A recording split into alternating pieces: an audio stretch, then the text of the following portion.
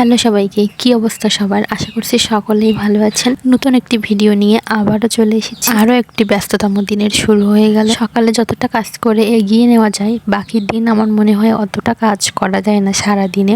তো ঘর গোছানো শেষ, এবার যাব রান্নার দিকে। শাক রান্না করা হবে, তো এগুলো বাছতে অনেকটাই টাইম লেগে যায়। আজ শাক আর কাঁকড়া রান্না হয়েছে, আর রান্না হয়েছে সজনে ডাঁটা দিয়ে আলু আর মাছ। সজনে ডাঁটা খেতে এখন বেশ ভালোই লাগে, প্রায় সব তরকারিতেই খুবই ভালো লাগে। আর রান্না হয়েছে আম দিয়ে টক ডাল। তো রান্না বান্না শেষ, স্নান শেষ করে এসে এবার পূজা দেওয়ার পালা। সকাল সকাল পূজাটা দিতে পারলে অনেকটাই ভালো লাগে। সারা দিনের কাজ খুব ভালোভাবেই করা যায়। ঠাকুরের পূজা দেওয়া শেষ করে এবার আমি একটু রেডি হয়ে নেব।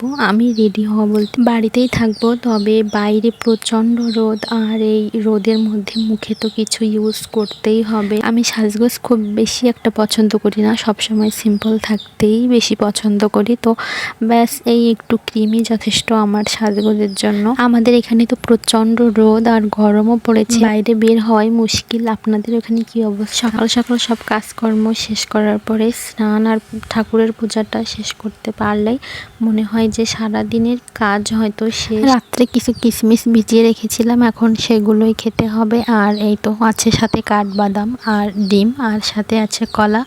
তো এগুলোই বসে বসে খাচ্ছি আর গল্প করছিলাম। তো আজ এ পর্যন্তই।